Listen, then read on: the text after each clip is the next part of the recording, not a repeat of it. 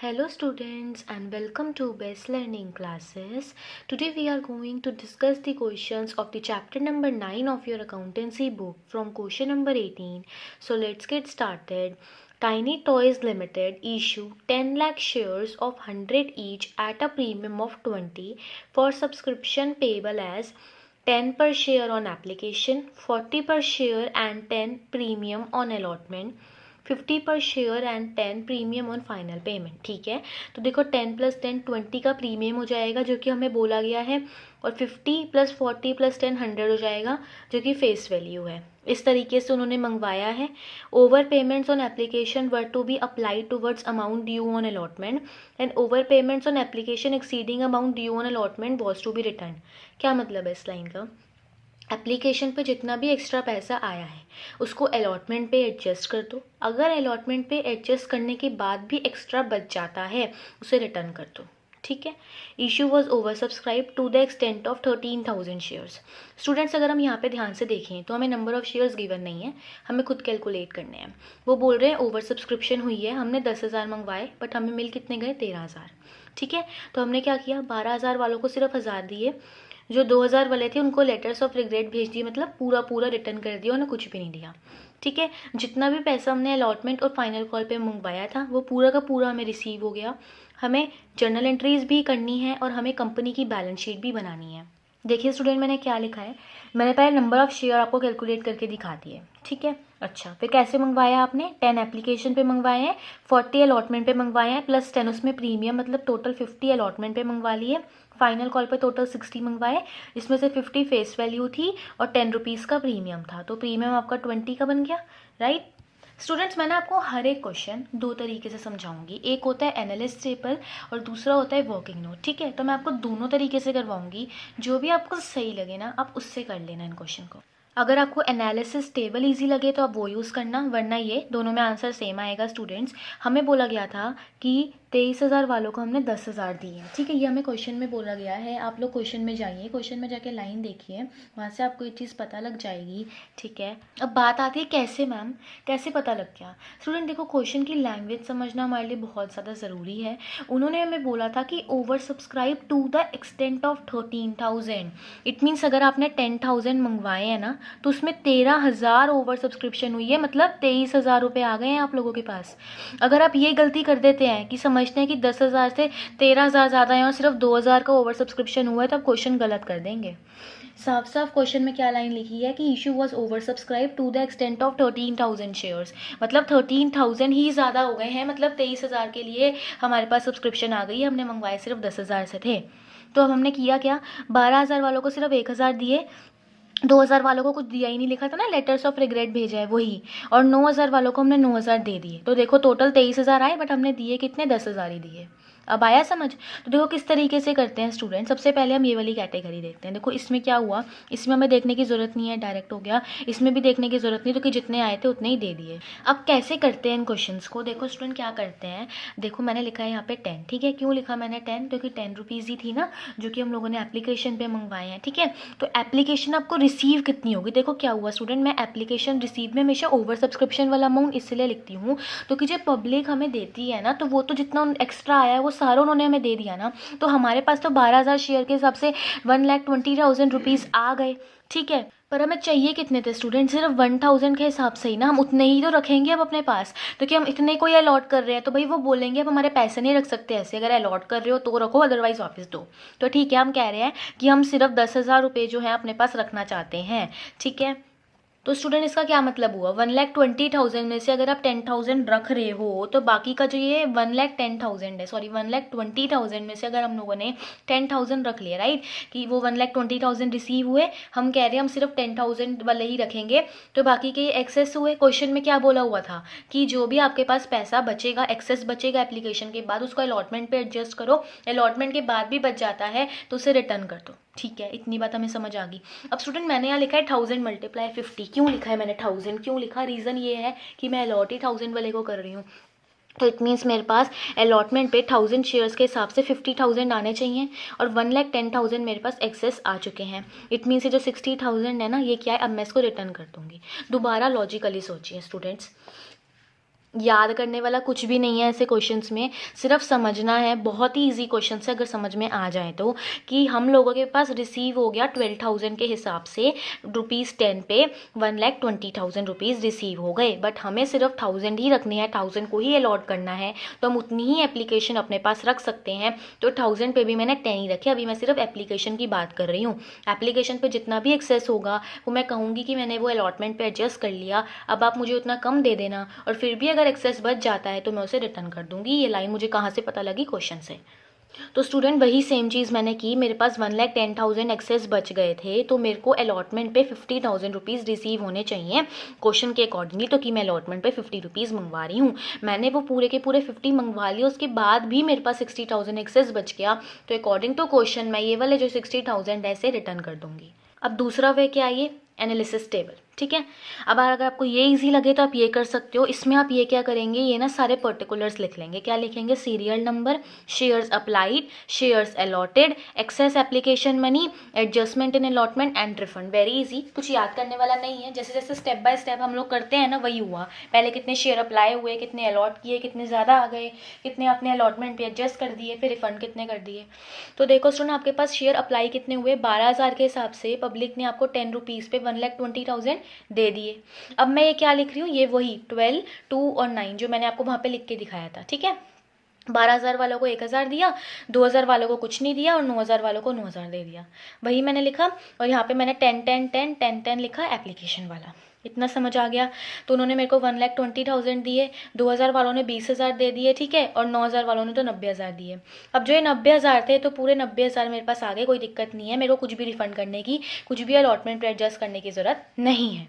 अच्छा, अगर अब मैं 2,000 वाले पे जाऊँ तो पूरा ही मेरे को, जब मैं कुछ दे ही नहीं रही तो वो तो कहेंगे ना हमारे पैसे वापस दो। जब आप हमें अलॉट ही नहीं कर रहे हो तो हमारे पैसे नहीं रख सकते, तो पैसे मुझे उन्हें वापस देने पड़ेंगे। तो मैंने पूरे के पूरे 20,000 क्या कर दिए? रिफंड कर दिए। 1,20,000 वालों को मेरे को सिर्फ 10,000 ही चाहिए। ठीक है, तो कि मैं बोल रही हूँ कि मैं सिर्फ 12,000 वालों को 1,000 ही अलॉट करने वाली हूँ। तो इट मीन्स मुझे ये वाले पैसे ही सिर्फ रखने हैं। तो बाकी के ये क्या है? एक्सेस है। ये जो एक्सेस है इसमें अब मैं क्या कर रही हूँ? मैं इसको अलॉटमेंट पे एडजस्ट कर रही हूँ। वो मैंने आपको बताया कि 1000 पे 50 आप अलॉटमेंट पे मंगवा रहे हो ना, वो आपने रख लिया। बाकी के जो 60,000 एक्सेस बचे उसे रिफंड कर दो। तो टोटल रिफंड कितने हो गए? 80,000 हो गए। अलॉटमेंट पे एडजस्ट कितने कर दिए? 50,000 कर दिए। शेयर से अलॉट कितने हुए? हमने 10,000 ही करने थे, हमने 10,000 ही अलॉट किए हैं। और शेयर अप्लाई कितने हो गए थे? 23,000 के हिसाब से हो गए थे। सबसे इंपॉर्टेंट लाइन वही थी, टू द एक्सटेंट ऑफ वाली, क्योंकि अगर वो गलत तो पूरा क्वेश्चन गलत, राइट। तो अब आई होप कि उन दोनों वेज में से कोई एक वे में तो आपको समझ में आ गया होगा। तो स्टूडेंट, सबसे पहले जैसे हम एप्लीकेशन में रिसीव की एंट्री करते हैं, तो अब आपने 2 बार देख लिया कि पहले एप्लीकेशन पे जो रिसीव होता है वो हमेशा ओवर सब्सक्राइब वाले के अकॉर्डिंगली ही होता है। तो मेरे पास, तो वो मैंने आपको लिख के दिखाया कि मेरे पास 23,000 शेयर्स के हिसाब से 10 रुपीज़ रिसीव हुए, तो मतलब टोटल 2,30,000 रुपीज़ रिसीव हो गए। अब मैंने कैसे वो एप्लीकेशन वाले पैसे को एडजस्ट किया? मैंने थोड़ा सा जितना मेरे को चाहिए था, ठीक है, वो मैंने शेयर कैपिटल में डाल दिया। बाकी का जो पैसा था वो मैंने अलॉटमेंट पे एडजस्ट कर दिया, और बाकी का जो एक्सेस था स्टूडेंट वो मैंने बैंक के थ्रू रिटर्न कर दिया। ये अमाउंट कहाँ से आया? अभी आपको पीछे मैंने एनालिसिस टेबल दिखाया। उस एनालिसिस टेबल में क्या था? हमने देखा था ना कि आपने कितने दिए हैं, कितने अलॉटमेंट पे एडजस्ट किए हैं, कितने बैंक में गए हैं, वही सब सेम अमाउंट मैंने वहाँ से उठाया, टोटल वाला यहाँ पुट कर दिया, और टोटल करके यही आएगा। और स्टूडेंट, जो यहाँ क्रेडिट होता है वो वहाँ डेबिट होता है, ये चीज़ तो है ही है। ठीक है, फिर अगर हम अलॉटमेंट पे गए तो देखो मैंने क्या लिखा है अलॉटमेंट पे, शेयर अलॉटमेंट को पहले ड्यू करा जाता है। ठीक है, तो पहले मैंने ड्यू किया, 50 रुपीज़ मंगवाए थे, इसमें से 40 जो थे वो फेस वैल्यू थी, और बाकी का जो 10 था वो सिक्योरिटी प्रीमियम था, वो आपने पुट कर दिया। फिर अगर अब मैं यहाँ पे जाऊँ बैंक में कितना रिसीव हुआ स्टूडेंट, तो अगर मैं बैंक की बात करूँ तो मेरे पास 5 लाख में से 50,000 तो स्टूडेंट रिसीव हो चुके हैं ना।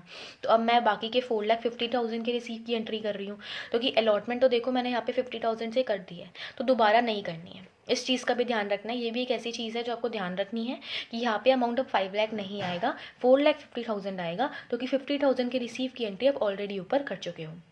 ठीक है, ये हो गया। देन अगर हम फाइनल कॉल पे जाएं तो वही सेम बात आएगी कि 60 रुपीज़ जो है वो फेस वैल्यू है। उसके बाद स्टूडेंट क्या था कि जो यहाँ पे 50 रुपीज़ है ये आपके पास यहाँ पे आ गए, और 10,000 के जो 10 रुपीज़ थे वो सिक्योरिटी प्रीमियम रिजर्व में चले गए।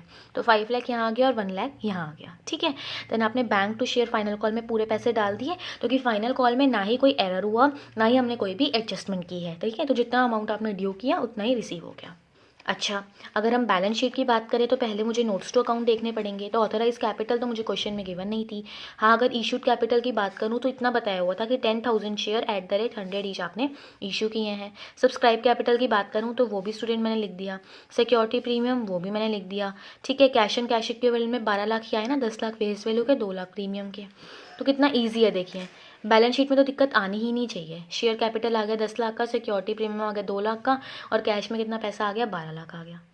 क्वेश्चन नंबर 19 देखिए। Sugandh limited issued 60,000 shares of 10 each at a premium of 2 per share payable as 3 on application, 5 including premium on allotment and the balance on first and final call. Okay, applications were received for 92,000 shares. Okay, application 40,000 वाले को 30,000 allot करे, 50,000 वाले को 30,000 allot करे, 2,000 वाले को कुछ भी नहीं दिया। ठीक है। अच्छा, अब एक मोहन था स्टूडेंट जिसने 800 शेयर्स के लिए अप्लाई किया था, और एक सोहन था जिसने 600 शेयर हमने उसको अलॉट किए थे। दोनों कैटेगरी 1 की बात हो रही है और एक कैटेगरी 2 की बात हो रही है। वो अलॉटमेंट मनी नहीं दे पाए हैं, तो आपको ये बताना है कि अलॉटमेंट पे कितना पैसा रिसीव हुआ है। ये क्वेश्चन होते हैं जो कि आप लोगों को बहुत टफ लगते हैं स्टूडेंट। जैसे आज तो हम लोगों ने क्वेश्चन फर्स्ट टाइम किए हैं, ठीक है। अब आप दोनों तरीके देख रहे हो, एक वो टेबल का वे देख रहे हो, एक वर्किंग नोट का। तो आप लोग मुझे कमेंट सेक्शन में ये ज़रूर बताइएगा कि आप हमें आगे के सारे क्वेश्चन मैम टेबल के थ्रू करवा दीजिए या फिर वर्किंग नोट के थ्रू करवा दीजिए। इससे हमारा टाइम भी सेव होगा और क्वेश्चन भी हो पाएंगे, और जो भी वे आपको ईजी लग रहा होगा मैं उसी के थ्रू आगे के क्वेश्चन कंटिन्यू करूँगी। तो प्लीज़ लेट मी नो कि आपको ये वर्किंग नोट वाले वे से सारे क्वेश्चन आगे के समझने हैं या फिर टेबल के थ्रू समझने हैं।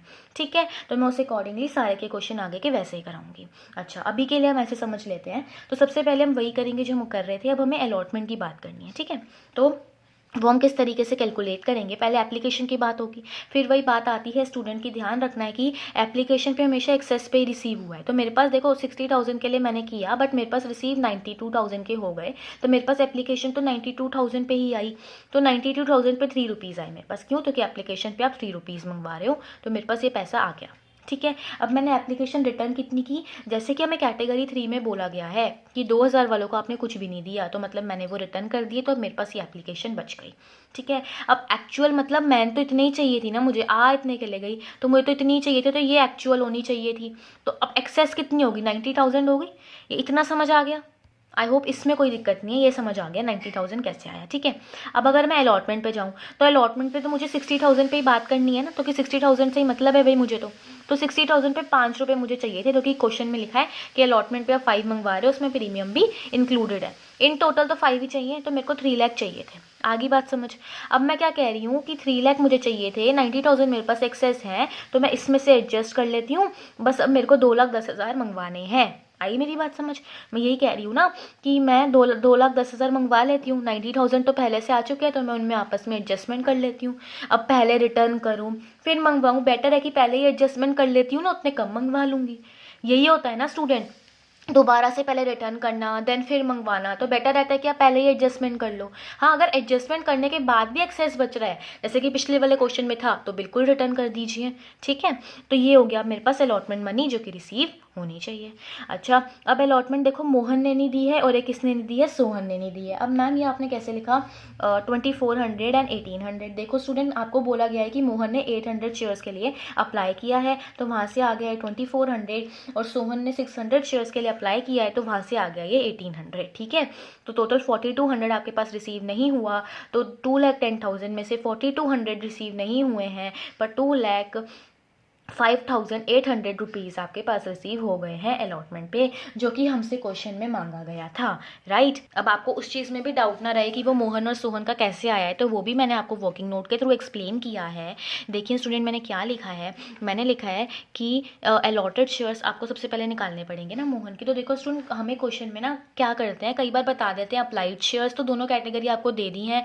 एक बारी में आपको अप्लाइड शेयर बता दिए एक पर्सन की, और दूसरे के आपको अलॉटेड बता दिए हैं, और दूसरे आपको निकालने हैं। ठीक है, तो कोई दिक्कत नहीं है, मुश्किल नहीं होती है ये चीज़, तो मैं आपको समझाती हूँ। क्वेश्चन समझो, लॉजिक समझो। कैटेगरी 1 से बिलोंग कर रहा है मोहन।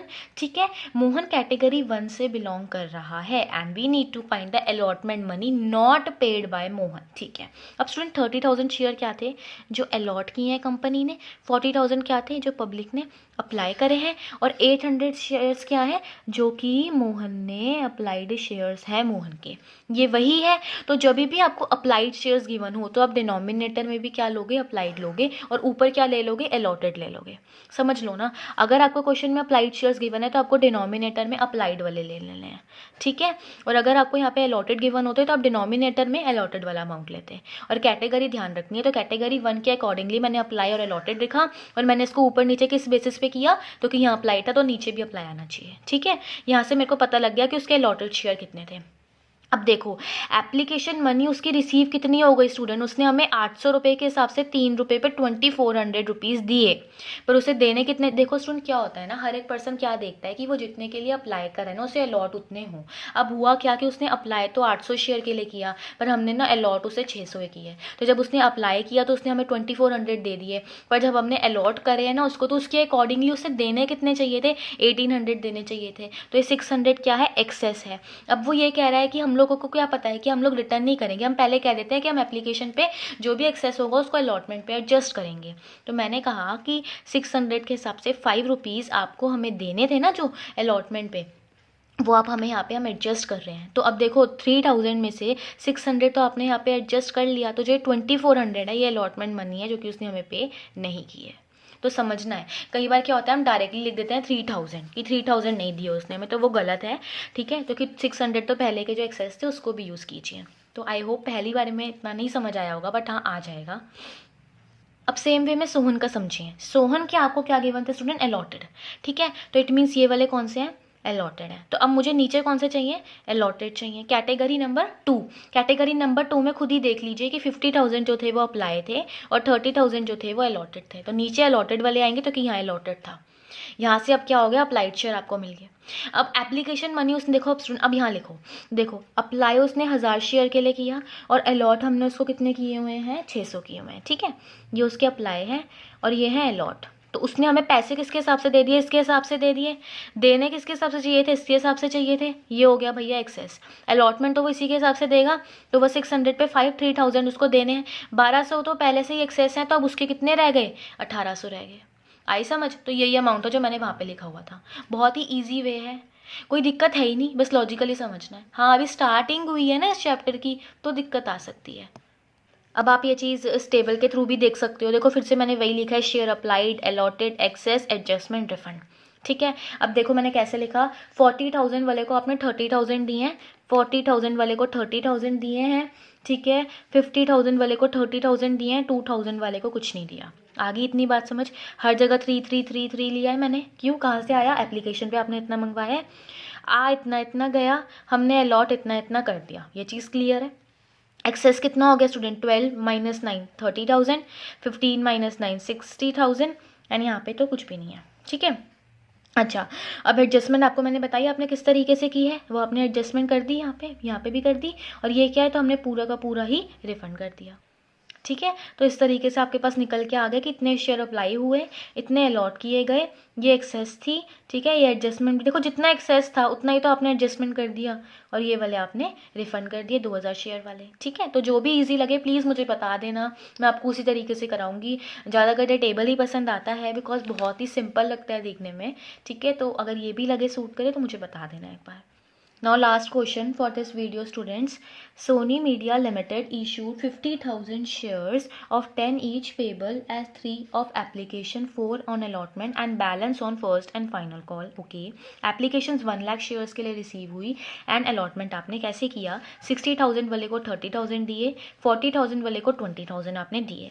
अब अनुपम क्या है, शेयर्स अलॉटेड गिवन है, हमें अप्लाइड निकालने हैं और कैटेगरी 1 से बिलोंग कर रहा है, और उसने क्या नहीं पे किया, अलॉटमेंट नहीं पे करी, तो आपको जनरल एंट्रीज करनी है बट अप टू अलॉटमेंट ही करनी है।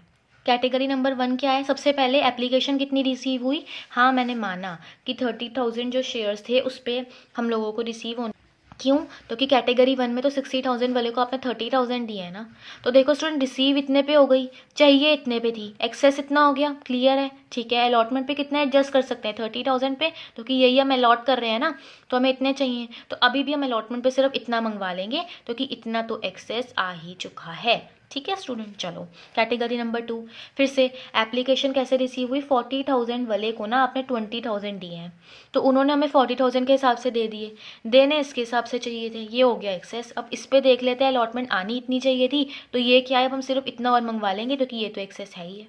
ये दोनों चीज़ें तो क्लियर है, कितना ईजी है देखिए, राइट, 2 मिनट में हो गया। ठीक है, बस लिखना तरीके से है। ओके अब अलॉटमेंट पे जो जितना ड्यू है अनुपम का, वो भी मैं आपको एक ही बार निकाल के यहाँ पे दिखा रही हूँ स्टूडेंट्स। तो देखिए किस तरीके से निकालेंगे। फिर वही बात, आपको अलॉटेड शेयर्स गिवन है, आपको अप्लाइड निकालने हैं।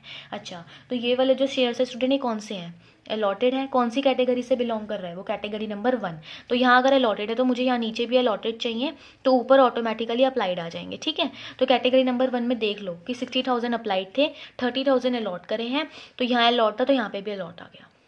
ये आ गया आपके पास 2,000 आ गए ना, तो इट मीन्स उसने 1,000 जो है हमने उसको अलॉट करे, और अप्लाई उसने कितने के लिए किया था, 2,000 के लिए। अगर उसने 2,000 के लिए अप्लाई किया तो उसने हमें 2,000 पे 3 रुपीज़ दिए, 6,000 दिए, देने कितने चाहिए थे, 1,000 पे देने चाहिए थे, 3,000 देने चाहिए थे, ये हो गया एक्सेस।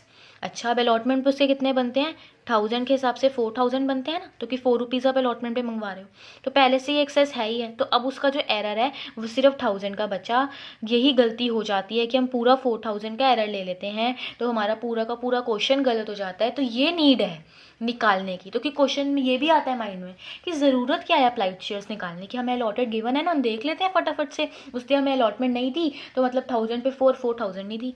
भाई चेक तो कर लो कि क्या पहले से कुछ एक्सेस तो नहीं चल रहा, बिल्कुल चल रहा है तो भाई देखो, पूरा गलत हो जाएगा हमारा। तो देखिए शेयर्स अप्लाई कितने हुए स्टूडेंट, 60,000, आपने अलॉट कितने करे, 30,000, 40,000 अप्लाई हुए, आपने 20,000 किए। ठीक है, 3,333 रिसीव हुए। अच्छा, एक्सेस कितना हो गया, 90, एक्सेस कितना हो गया, 60। एडजस्टमेंट कर लिया आपने अलॉटमेंट पे, देखिए यहाँ लिखा हुआ है। ठीक है, और उसके बाद रिफंड तो फिलहाल हम कुछ नहीं कर रहे, जितना एक्सेस था उसको हमने क्या कर दिया, एडजस्ट कर दिया। ठीक है, तो इस तरीके से भी पता लग गया कि टोटल इतने अप्लाई हुए हैं, ये आपने अलॉटमेंट पे एडजस्ट कर दिए, ये एक्सेस आ गया था इसकी एडजस्टमेंट कर दी अलॉटमेंट पे। मतलब 3 लाख में से कुछ को अलॉट कर दिया और कुछ को आपने अलॉटमेंट पे एडजस्ट कर दिया, तो कुछ भी जो है रिफंड नहीं हुआ। सबसे पहले एप्लीकेशन की रिसीवमेंट की एंट्री होगी, कितने पे होगी स्टूडेंट, कितने शेयर्स के हिसाब से होगी, 1 लाख। कहाँ से आया 1 लाख, 60,000 प्लस 40,000 लिखा है ना, एप्लीकेंट्स फॉर 60,000, एप्लीकेंट्स फॉर 40,000, तो टोटल कितने हो गए, 1 लाख। 1 लाख पे आपको एप्लीकेशन रिसीव हो गई, हमने एडजस्टमेंट कर दी। कैसे करी, हमने तो 50,000 ही मंगवाए थे, हमने वो शेयर कैपिटल में डाल दिया। ये वाला अमाउंट हम सीधा सीधा यहाँ ले आते हैं, सेम अमाउंट सेम अकाउंट। ठीक है, अलॉटमेंट पे आपने 50,000 एडजस्ट कर दिया, 1,50,000, कुछ भी रिफंड नहीं हुआ, अभी आपने देख लिया था। ठीक है, देन अगर हम शेयर अलॉटमेंट पे जाएं तो 50,000 पे 4 रुपीज़ के हिसाब से 2 लाख रिसीव होने चाहिए। ठीक है, तो मैंने क्या लिखा, bank account debit calls an error to share allotment. अब ध्यान से ये चीज़ देख लीजिए स्टूडेंट की, जो ये 2 लाख रुपीज़ थे ना जो आप लोगों के रिसीव होने थे, देखो अलॉटमेंट पे, तो उसमें से 1,50,000 तो यहाँ पे रिसीव हो चुके हैं ना, तो 50,000 बचे। अब 50,000 में से भी तो 1,000 का एरर हो गया जो आपने अभी देखा था अनुपम का, राइट, तो 1,000 का एरर हो गया, तो 50,000 आपके पास यहाँ पे आने चाहिए थे। बेसिकली यहाँ 1,000 और कम रिसीव हुए ना, तो हुआ क्या कि हमें चाहिए थे 50,000, उसमें से 1,000 का एरर हो गया, तो बैंक में 49,000 आ गए। आगे मेरी बात समझ।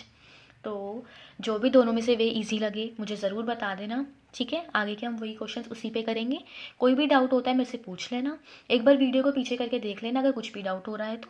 ठीक है, and I am there for you for solving your doubt, and in case you find this video useful then please like, share and subscribe my channel.